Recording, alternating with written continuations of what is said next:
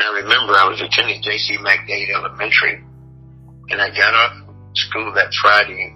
When we got home, there was an ambulance that was parked in the front of the house. The lights are blaring and flashing. We pull up, and when we go to the ambulance, my mother was in the back of the ambulance. And very traumatic experience for my brother and sister and I, so we were wanting to know what was going on. You see all the tubes and stuff from my mom.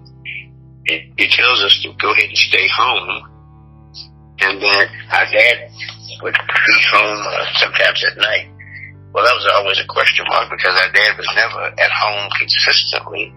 He really didn't stay with us like that, so she said that he would be there, check with us.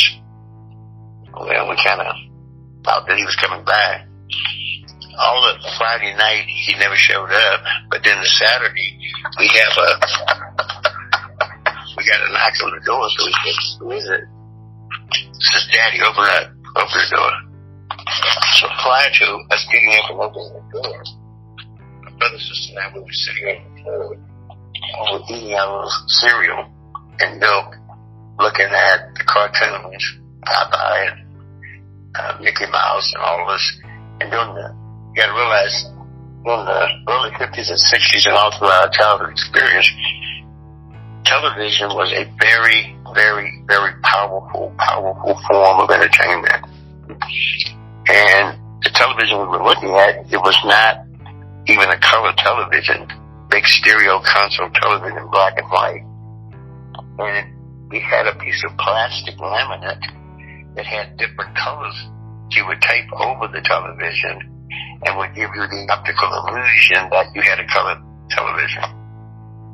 So as we got up and we answered the door, my dad walked in and appeared in pan about the room, and he didn't really say anything.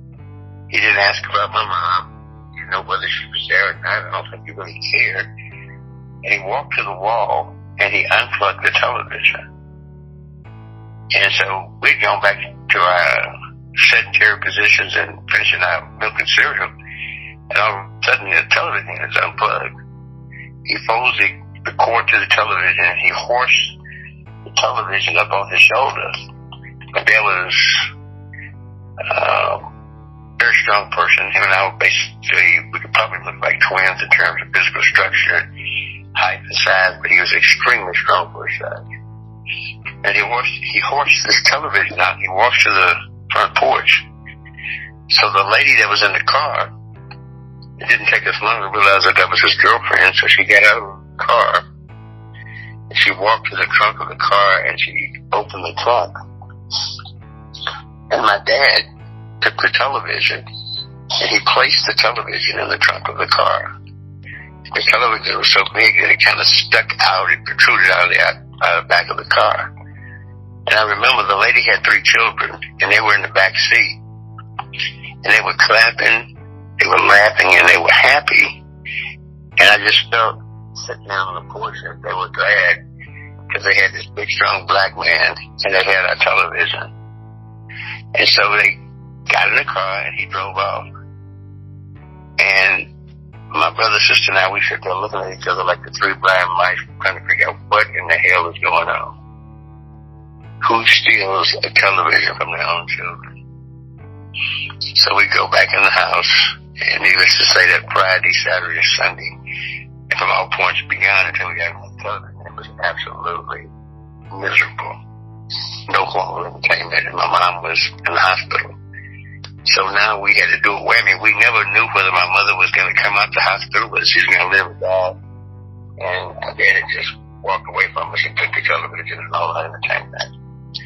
So at that point, I knew I had established what I call a love-hate relationship with my dad. I loved him on the one hand because he was my father, but I hated him on the other hand because of the way that he treated my mother, sister, brother, and I.